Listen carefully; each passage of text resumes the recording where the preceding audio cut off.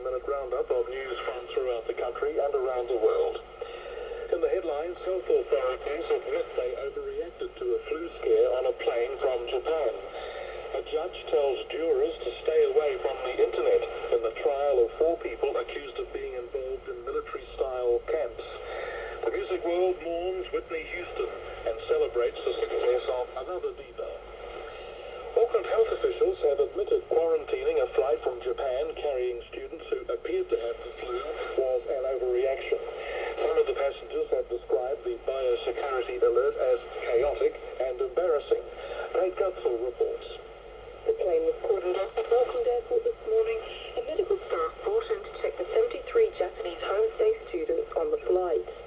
One passenger says they were kept waiting on the plane after it landed